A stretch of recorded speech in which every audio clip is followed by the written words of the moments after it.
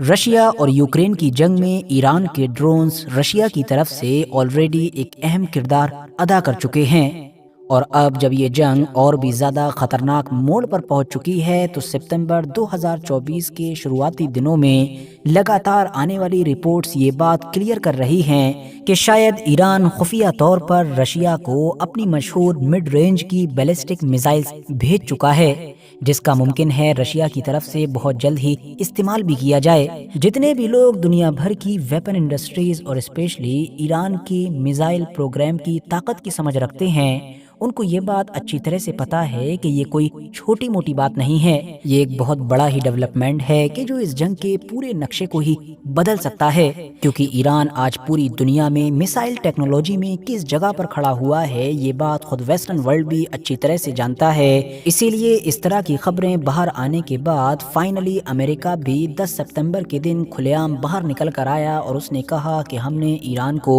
لگاتار سمجھانے کی کوشش کی، پبلکلی بھی اور سیکریٹلی بھی، لیکن ایران نہیں مانا، اور اب ہم اور باقی پورا ویسٹرن ورلڈ ایران کو تگڑا جواب دیں گے، مطلب اس کے اوپر اور بھی زیادہ سینکشنز لگائیں گے۔ ورتھ نوٹسنگ بات یہ ہے کہ جس وقت میں یہ ویڈیو ریکارڈ کر رہا ہوں اس وقت آلریڈی UK، فرانس اور جرمنی جیسے دیشوں نے ایران کے اوپر سینکشنز لگانے شروع بھی کر دیے ہیں۔ مگر اب سوال یہ ہے کہ آج کا یہ نیا ایران کہ جس کو اسلامک ریپبلک آف ایران کے نام سے جانا جاتا ہے اور جو وجود میں ہی 1979 مطلب 1979 میں آیا تھا، اور وجود میں آتے ہی جس کے اوپر امریکہ اور باقی ویسٹرن دیشوں نے سینکشنز یعنی کہ پرتیبندھوں کی بھرمار لگا دی تھی، ہتھیار خریدنا تو دور، دنیا کے زیادہ تر دیش جس ایران کے ساتھ ویاپار تک نہیں کیا کرتے تھے، اس ایران نے آخر میسائل ٹیکنالوجی کو حاصل کیسے کیا؟ آخر کیسے اس دور کا کمزور اور غریب ایران آج کے دور کی دنیا کا میسائل سپر پاور بنا بیٹھا ہے، جس کی میسائلز نے جہاں ایک طرف رشیا جیسے طاقتور دیش کو بھی اپنا دیوانہ بنا لیا ہے تو وہیں دوسری طرف امریکہ اور باقی ویسٹرن دیشوں کے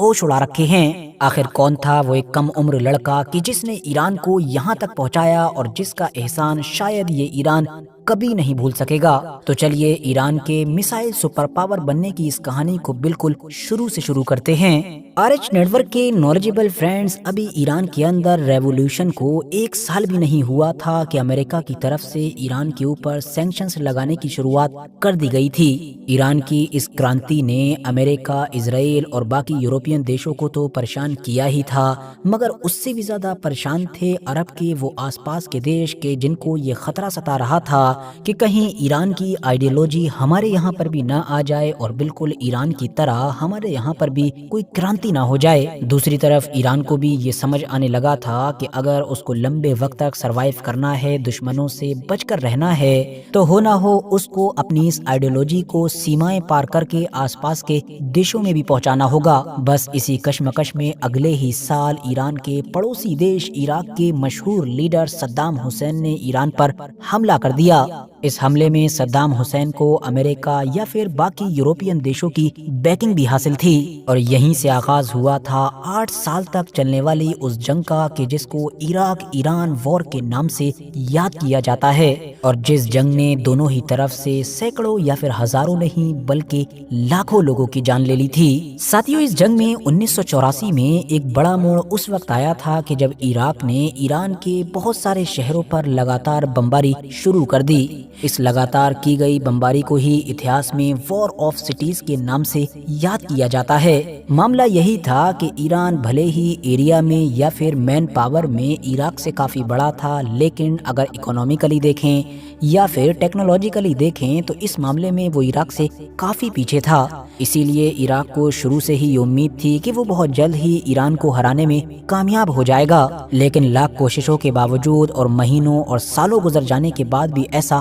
ہو نہ سکا، جس کی وجہ سے اب ایران کے مشہور شہروں کے اوپر بمباری کرنے کا فیصلہ کیا گیا، اور مقصد بالکل صاف تھا کہ ایران کے عام لوگوں کے مورال کو ڈاؤن کیا جائے، مطلب ان کو اندر سے یہ محسوس ہو کہ ان کا دشمن بہت طاقتور ہے، وہ بہت کمزور ہیں اور وہ اپنے دشمن سے ہار چکے ہیں، یا اگر ہارے نہیں ہیں تو کم سے کم کبھی جیت بھی نہیں سکتے ہیں۔ دوسری طرف عراق کے ان خطرناک حملوں کا جواب دینے کے لیے ایران کے پاس شاید کچھ بھی نہیں تھا۔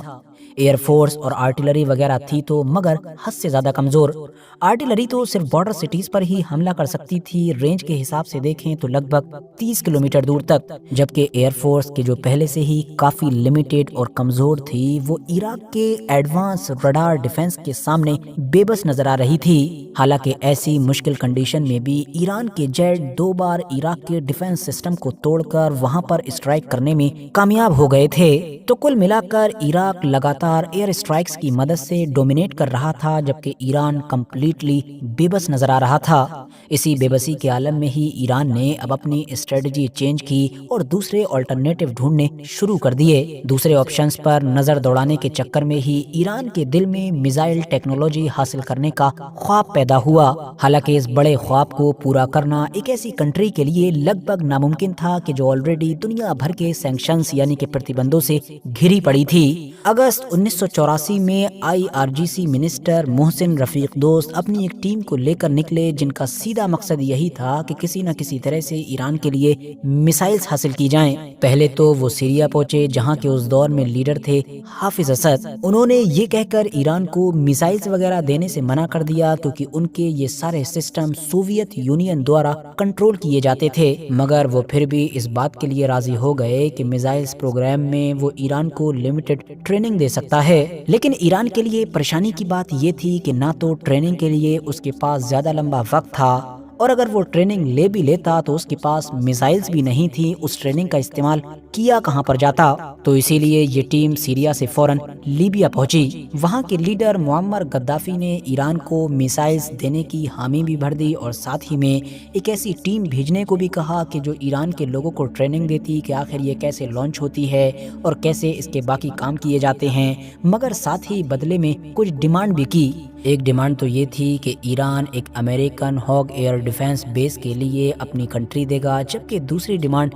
بڑی ہی عجیب تھی۔ کچھ رپورٹس میں یہ بھی دعویٰ کیا گیا تھا کہ معمر غدافی کی طرف سے ایران سے یہ ڈیمانڈ کی گئی تھی کہ جو میسائلز اس کو لیبیا سے ملنے والی ہیں، ان میں سے 4 میسائلز کو وہ سعودی عربیہ یا پھر کویت کی طرف چھوڑے گا۔ 2 مہینے کے بعد ہی ایران کی جو فوج ہے مطلب IRGC، اس نے اپنے آرٹلری ڈویژن کے اندر ہی میسائلز ٹیم بھی اسٹیبلش کر لی، مطلب جس کا کام تھا کہ اب وہ میسائلز وغیرہ کے معاملات کو دیکھے۔ اور اس ٹیم کا کمانڈر مطلب لیڈر بنایا گیا تھا حسن تہرانی مقدم کو، کہ جو اس دور میں بہت کم عمر ہوا کرتے تھے۔ سال 1984 میں اکتوبر کے مہینے میں حسن تہرانی کے جو اس وقت 25 سال کے تھے اور پیشے سے ایک میکینیکل انجینئر ہوا کرتے تھے، وہ لگ بھگ 13 لڑکوں کی ٹیم لے کر سیریا پہنچتے ہیں۔ سیریا جانے کا مقصد تھا کہ میسائل سے جڑی ہوئی تمام بیسک ٹریننگز لینا، مطلب یہ کیسے آپریٹ ہوتی ہے، کیسے لانچ ہوتی ہے، باقی تمام چیزوں کو کیسے مینج کیا جاتا ہے۔ ظاہر ہے سیریا تو ایران سے ایسا کرنے کا مطلب ٹریننگ دینے کا وعدہ کر ہی چکا تھا۔ یہ حسن تہرانی اور ان کے تمام باقی لڑکوں کے لیے بہت خاص موقع تھا، کیونکہ یہ لوگ اتنی قریب سے میسائلز کو پہلی بار دیکھ رہے تھے۔ شروعات میں تو مانا جاتا ہے کہ سیریا کے انجینئرز نے ان لوگوں کا مذاق بھی بنایا تھا اور پھر یہ پریڈکٹ بھی کیا تھا کہ ان لوگوں کی ٹریننگ کے لیے کم سے کم 3 سال چاہیے۔ لیکن حسن تہرانی اور ان کی پوری ٹیم میں میسائلز کو لے کر جس طریقے کا پاگل پن تھا، انہوں نے سیرینز کو حیران کرتے ہوئے وہ 3 سال کی ٹریننگ صرف اور صرف 3 مہینے میں ہی کمپلیٹ کر لی تھی۔ اور دوسری طرف وعدے کے مطابق 2 مہینے کے بعد ایران بھی لیبیا سے اپنی فرسٹ شپمنٹ ریسیو کر چکا تھا، مطلب اس کو لیبیا 8 میسائلز دے چکا تھا، جن میسائلز کے ساتھ میں لیبیا کی طرف سے ایکسپرٹس کی ایک ٹیم بھی بھیجی گئی تھی۔ مگر تبھی اچانک سے نہ جانے کیا ہوا کہ لیبیا سے آنے والی وہ ایکسپرٹس کی ٹیم کہ جس کی ذمہ داری تھی کہ وہ ایران کے لوگوں کو بتائے گی کہ اس کو کیسے مینج کرنا ہے، کیسے لانچ کرنا ہے،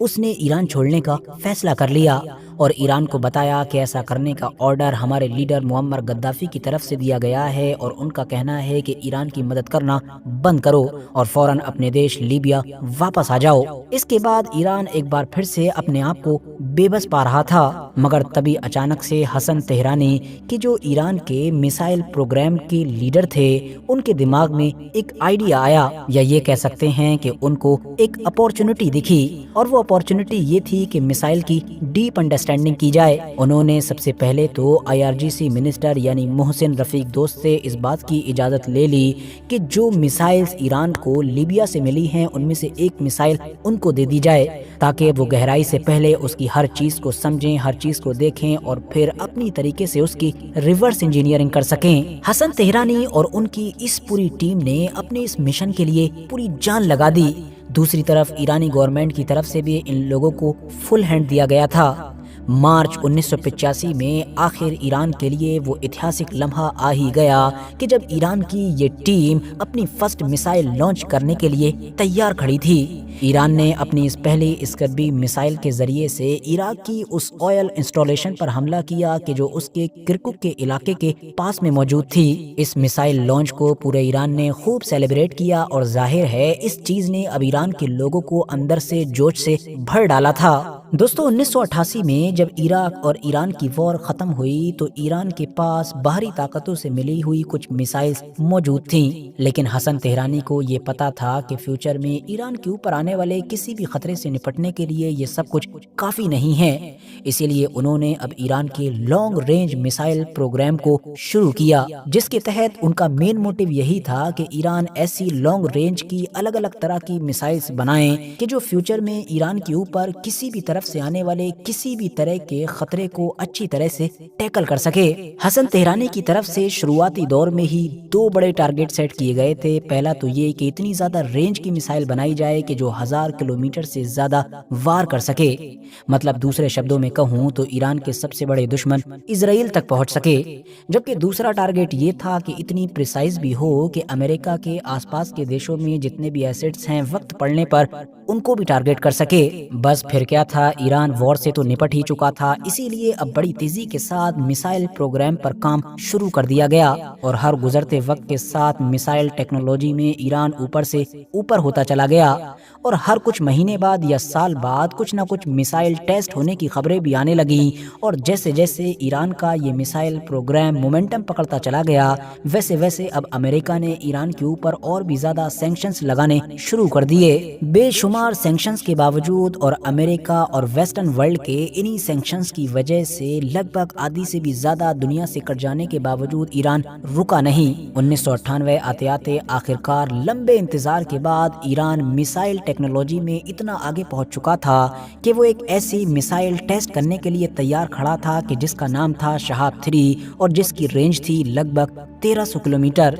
जो जाहिर सी बात है ईरान के सबसे बड़े दुश्मन इजराइल तक आसानी के साथ पहुंच सकती है। इस मिसाइल के परीक्षण ने तो अमेरिका के चेहरे को परेशानी की वजह से या कह सकते हैं कि गुस्से की वजह से लाल कर डाला और उसने अब और भी ज्यादा कठोर तरीके से ईरान के ऊपर हर तरीके से सैंक्शंस लगाने शुरू कर दिए। फिर उसके बाद 2008 में ईरान ने अपनी मीडियम रेंज बैलिस्टिक मिसाइल सिज्जील का परीक्षण किया कि जिसकी ऑपरेशनल रेंज लगभग 2000 किलोमीटर से भी ज्यादा बताई जाती है। हद से ज्यादा रेंज का गोल अचीव कर लेने के बाद अब हसन तेहरानी के सामने बड़ा चैलेंज था CEP को रिड्यूस करना। सिंपल भाषा में कहूँ तो मिसाइल की एक्यूरेसी को बढ़ाना। माना जाता है कि ईरान के सुप्रीम लीडर अली खामनेई की तरफ से पर्सनली हसन तेहरानी को इस बात के ऑर्डर दिए गए थे। उनका कहना था कि हमारी मिसाइल्स की एक्यूरेसी को इतना ज्यादा बढ़ाया जाए ताकि जब भी फ्यूचर में इन मिसाइल से कहीं पर भी हमला किया जाए तो आम लोगों की जान कम से कम जाए। फिलहाल आज का स्टेटस तो ये है कि ईरान के पास अलग अलग रेंज की बेशुमार मिसाइल्स पाई जाती हैं, इतनी कि शायद उनको यहाँ पर एक्सप्लेन करने पर वीडियो कुछ ज्यादा ही लंबी हो जाएगी। इवन अब तो ईरान उस हाइपरसोनिक मिसाइल को भी हासिल कर चुका है कि जो पूरी दुनिया के अंदर सिर्फ 3 से 4 देशों के पास ही है। और हैरानी की बात तो ये है कि कुछ रिपोर्ट्स ये भी दावा करती हैं कि हाइपरसोनिक मिसाइल के मामले में ईरान शायद अमेरिका से भी आगे है, क्योंकि इस टेक्नोलॉजी में सबसे ऊपर तो चाइना को माना जाता है, दूसरे पर रशिया को, जबकि तीसरे पर अमेरिका को ही रखा जाता था। लेकिन 2023 में जब से ईरान ने अपनी फतह हाइपरसोनिक मिसाइल को दुनिया के सामने अनवील किया, तब से कुछ जगह पर यह दावा भी किया जाने लगा कि शायद ईरान अमेरिका से भी ऊपर है। इन तमाम चीजों से भी अलग हट कर अमेरिका और इसराइल को जो चीज सबसे ज्यादा परेशान करती है वो है ईरान की अंडरग्राउंड मिसाइल सिटीज। हाँ दोस्तों, ईरान ने अपने पूरे देश के अलग अलग इलाकों में खुफिया तौर पर जमीन के बहुत नीचे यानी अंडरग्राउंड मिसाइल सिटीज बना रखी हैं, जहां पर ना तो कोई न्यूक्लियर अटैक का असर हो सकता है और ना ही ऊपर से कितने भी बॉम्ब गिरा दिए जाएं उनका कोई असर हो सकता है, बल्कि वहां से ईरान अगर कभी भी चाहे तो अचानक से खुफिया तौर पर किसी भी इलाके में अटैक जरूर कर सकता है। आखिर में बात करें अगर हसन तेहरानी की, तो ये बात है 12 नवंबर सन 2011 की कि जब ईरान के एक मिसाइल प्रोग्राम के बेस पर बड़ा धमाका होता है। इस बड़े धमाके में IRGC के 17 लोगों की मौत होती है और इन्हीं 17 लोगों में एक बड़ा नाम शामिल था ईरानियन मिसाइल प्रोग्राम के आर्किटेक्ट मतलब कि हसन तेहरानी का। ईरानी मीडिया की तरफ से बाद में ये खुलासा किया गया था कि ये एक एक्सीडेंट था, क्योंकि उस बेस पर मिसाइल प्रोग्राम से जुड़ा हुआ ही कोई कामकाज चल रहा था और उसी में ही वहां पर ये बड़ा धमाका हुआ था। फिलहाल दोस्तों, आज की अपनी वीडियो को हम यहीं पर ख़त्म करते हैं। वीडियो अगर इन्फॉर्मेटिव लगी हो तो लाइक करने के साथ साथ दोस्तों के साथ ज़रूर शेयर करें और ऐसे ही नॉलेजेबल और हिस्टोरिकल वीडियोस हमेशा देखने के लिए हमारे इस चैनल को सब्सक्राइब करने के साथ साथ बेल आइकन को ज़रूर प्रेस करें।